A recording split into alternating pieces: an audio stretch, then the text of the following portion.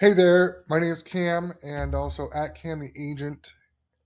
And today I want to talk about some 5 ways that we can make changes in the construction industry that will lead to more inventory and lower prices for homes. We don't have a housing affordability problem, we have a housing shortage as well. Okay. A big part of it, there's a lot of other things that are involved, but a big section of that is revolving around construction. So today, I'm going to focus on the construction aspect and give you 5 key points, 5 ways of how if we make these changes in policy and guidelines and bureaucracy and fees, and with labor and materials as well, how we can have a clear path that will accomplish and have more homes, more inventory, and we can do smaller homes as well so they're more affordable. But also at scale, if as builders can build more and it costs them less and they can build faster, there's less restrictions, the permitting timeline's less, the cost is less, everything is less for the builder. They can create more homes faster. That's going to lead to more housing on the market, which is going to have an overall decrease. You're going to see home prices decrease because there's more options, more inventory. Okay, so natural supply and demand. If supply goes up, demand remains steady. Home prices will either maintain or go down instead of going up. Okay, so one of the ways that we can one of the changes that we can fix, issue topic number 1 is fix the entitlement and permitting bottleneck. I'm in the greater Seattle area and in Washington, and I can tell you now that permits take way longer than the actual time of construction. Okay. So, or sometimes they take about the same amount of time. In some areas in Washington, the greater Seattle area, to get a permit for one single family home could take anywhere from, let's say, 6 months all the way to 14, 16 months. So you see that's a huge variance there. Anywhere from 6 months. 6 months is actually not bad. I don't usually see 6 months. Usually it's 8 to 9 months. But 6 months is achievable in certain areas, in certain conditions. But let's just say take the average of like 9 or 10 months. Well, we can build a home. We can build the home in 6 to 7 months, sometimes 8, depending on the size of it. But that means we can build a home faster than it takes us to get a permit for it. That's not okay. Now, the permit review cycles are also taking a long time, okay? And then construction is taking longer, not because of the workers and not because of the builders and the general contractors and developers themselves, but because, again, guess what? Bureaucracy and government involvement. Okay, when bureaucracy and government has crazy amounts of oversight, crazy amount of control, a huge amount of inefficiencies, they're understaffed, they don't work many hours, it creates massive bottlenecks and slowdowns. Okay, this costs the builders more money, it costs them more time, it puts the subcontractors and laborers in frustrating spots because they're just sitting around waiting for the job to go through. And what I mean by that is like city inspections, so construction inspections. I do think city inspections and permits are important, but it's gotten out of hand in a big way. And they've become almost fraudulent in the amount of fees that they are requiring and the amount of timelines that they're taking and the amount of conditions that they're requiring. It goes, there's like builder grade and there's above builder grade, and they're like way up here in terms of like safety, environment, and all that stuff. And like this is so overkill. You just don't need it to have a very safe, quality finished product that is safe and stable and secure for somebody to live in. Okay. So now here's the next thing. Okay. So, um, you know, some changes that could affect this would be like permitting by the zoning. So if it's certain zoning and if the project meets code by an architect engineer, a permit could be issued within a month or two. Okay, that would help immensely. Guaranteed review timelines. Right now, it's very quite possible and happens very frequently because, again, the people in the government are lazy and they work, a lot of them work part-time. They only open up the office, permanent office, 3 or 4 days a week, and they only are open for like 6 hours at a time, 4 to 6 hours at a time. I've literally seen it where it's been like, oh, Tuesday we're open for 4 hours, or Wednesday we're open for 4 hours. It's like, okay, and then Tuesday and Thursday they're open for 8 hours, and then Monday and Friday they're closed. Well, and they don't work Saturday and Sunday either. So they're off 4 days, 4.5 days of the week. How are we supposed to move stuff forward? How are we supposed to be efficient with that if the people in charge of reviewing the permits and getting stuff pushed through and are not working, or they're out of country or out of town or on vacation? So, we could have a guaranteed or mandated review time frame of like, okay, well, we're going to submit all the stuff and get all the things and pay all these fees up front for the permit. And instead of sitting on your desk for 6 to 7 months before you even look at it, you must approve it or kick it back out or provide corrections within the 30 or 60-day window. Okay? Or you'd be penalized. They get penalized because they're not doing their job efficiently and effectively. Okay? Now, I know Seattle does have some, next topic is pre-approved building plans. Seattle does have some pre-approved plans that you can use to build like ADUs and DADUs. But, we need more options, and we need more options for single-family homes, and we need more options for townhomes, and we need more options for cottages. And these are all smaller homes, and they're more dense, which is what the city is requiring and what the city wants. And they want more smaller homes that are more affordable. Okay, so this is, I'm in line with that. I agree with that. I think that's a good idea. I don't, I think that is a good path, but the way they're going about it is the incorrect path. Another thing that could be done that would help escalate the timeline would be what's called paralleled permit reviews. Right now, as they build it, we have to go through a permit review for planning, and we move on. Then we have to do the health department permit review. So we have to go and submit everything through the health department, and we have to go through engineering, and then we have to go through the fire department, and then we have to do utilities. And like each one of these can take 2 to 3 to 4 weeks to go through each one of these departments. It's like, well, why can't all of them talk to each other and review the same plan set all at once in the same 2 weeks, and then provide feedback all at once? Instead of spreading it out for 6 to 8 weeks or 10 weeks, why not just have all of them look at it, all the different departments look at the same plans at the same time, review them, provide their notes that they would like to see, their corrections, and then the builder developer can address everything at the same time. It's not that hard for us. On the builder's developer side, it's not that hard. It would not be that convoluted. It's not that complicated. I can easily look at a set of plans and be like, okay, well, here's the utilities, here's the fire, here's health, here's stormwater and drainage, here's sewer lines, here's this, here's the utilities, here's where they're running, here's the connection, here's the energy code, here's this, here's this, here's this, here's this. Here's the site plan. And I can do that in like a matter of days. Okay. And we could probably get it done in like a week or two. Okay. In terms of revised plan set for their corrections. So we move things much faster. Finally, we could allow digital permitting systems. So we utilized AI and technology, which again, bureaucracy, government doesn't use it. They're pencil, paper pushers, email, and they're just, again, super inefficient. By doing just these things alone, okay, just by these steps alone, okay, so permit by zoning guaranteed review timelines, pre-approved building plans, parallel permit reviews, and digital permitting systems, just these alone, in Seattle, Bellevue, and many West Coast cities, we could see an increase of housing production from 20 to 30%. 20 to 30% increase in production on housing units per year by making these 5 changes, okay?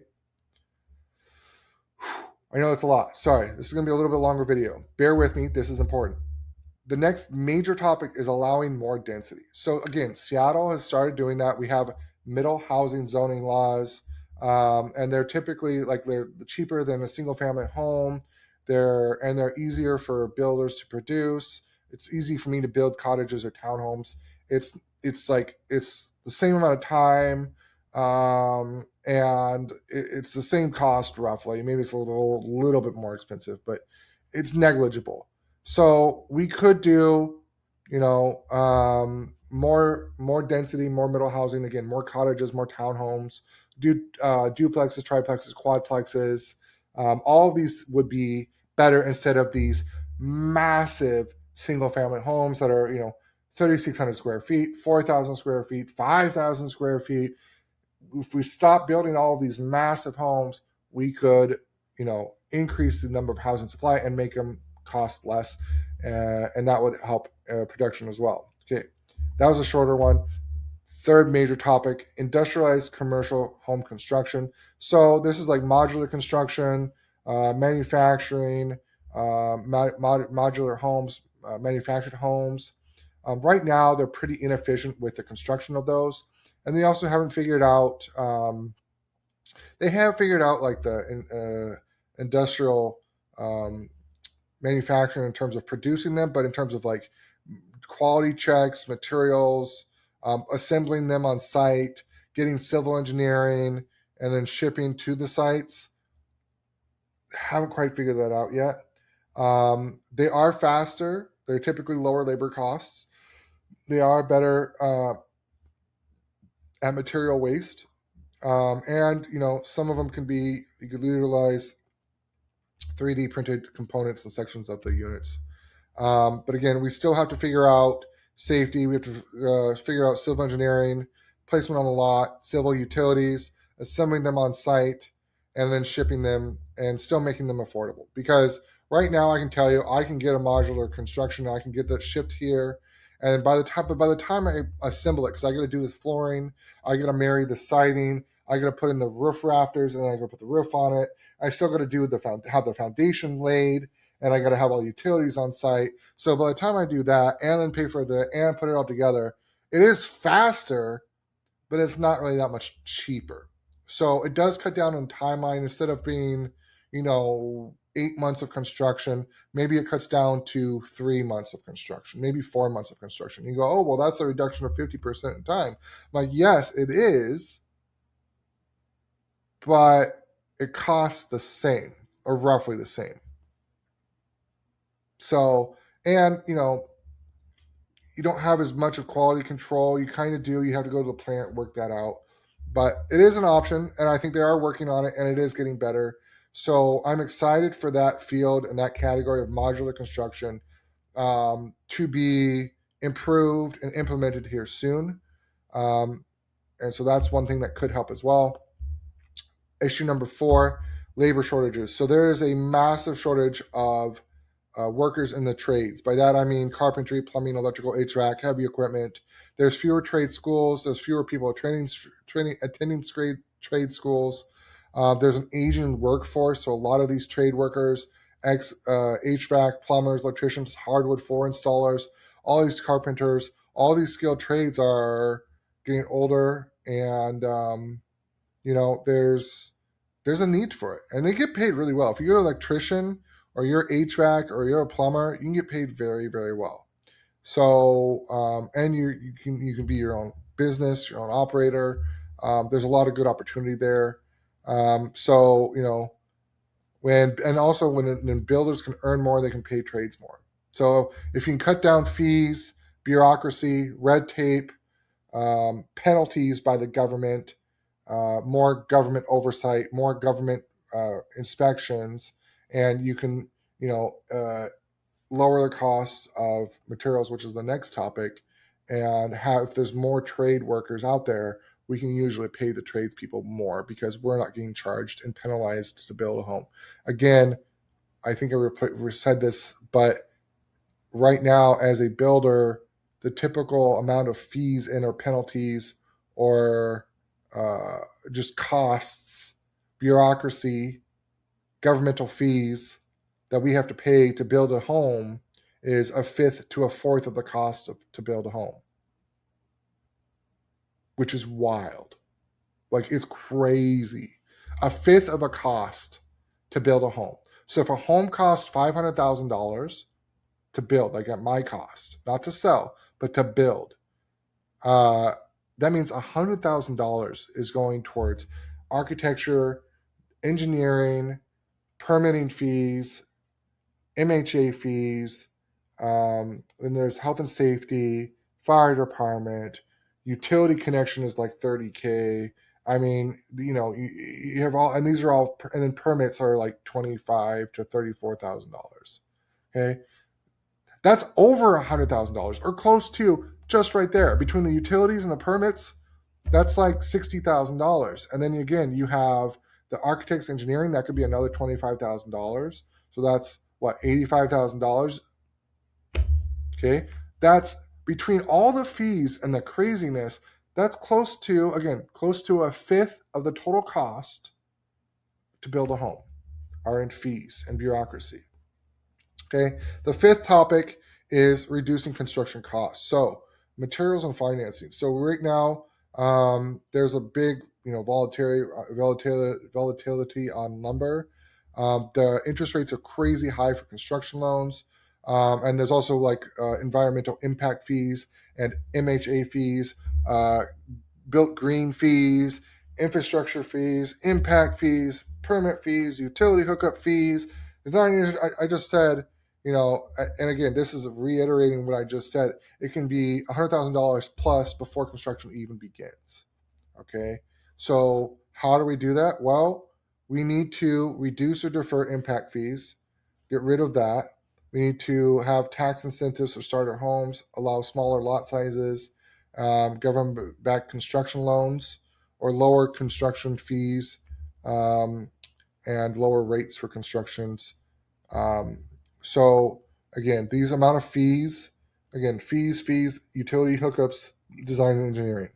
Again, in some cases, we're seeing those costs blow up to, $200,000, $250,000 just in fees. Okay, and that's for a single family home. If you want to talk about a development, again, I can only speak to like city of Seattle and Bellevue and Redmond and Bothell and Kirkland. Sometimes if you're doing a larger development, and I say larger, I mean like 6 or more units, so either cottages or townhomes, the cities will also make you do what's called street improvements.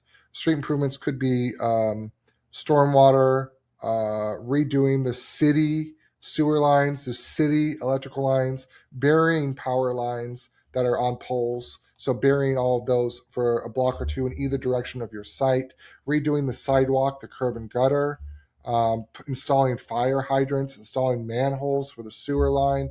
I mean, and these can cost hundreds of thousands of dollars rather than it used to be just your site. So if your site and you destroyed the gutter or you destroyed the curb and the sidewalk, you'd have to replace the sidewalk and the curb and the gutter and the stormwater for which you destroyed for your site. And also you have to expand it anyways because you're adding more units, which is more connections and more use. And so you need bigger drainage and more utility lines and more power and more water lines, right? So you need to do that. But that's part of the project. What the cities are mandating now is because they don't want to pay for it themselves. So they're making the builders and developers pay for it. Again, these can be hundreds of thousands of dollars in addition to the fees that I've already mentioned. So if you want to build 6 townhomes in Seattle, for example, you'd have to pay impact fees. You have to pay what's called MHA, MHA fees. You pay permit fees. You pay utility hookup fees. You pay design and engineering fees. You pay like health and hazard and department fees, and then you do street improvements. Right, street improvements could cost hundreds of thousands of dollars, between like roads, sidewalks, curb and gutter, stormwater. Sometimes they'll put in like make you do like actual traffic lights, landscaping. I mean, you name it. Okay, so the reality is housing prices are not high because builders are greedy. They are high because the system makes housing hard to build, and the housing prices are high because the system, the government, the bureaucracy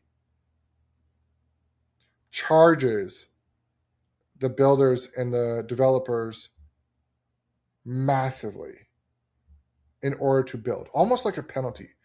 I generally feel like builders and it doesn't matter what size they are, whether they're small like me or like they're medium size and they're doing 20 to 30 homes a year, or they're like national level of like Lennar, DR Horton, Pulte Homes, Toll Brothers, Mainview. Doesn't matter. Everybody's getting penalized for trying to build homes, and the fees are crazy, the timelines are crazy, the policies are crazy, and um, there needs to be a change. So hope you guys enjoyed this video.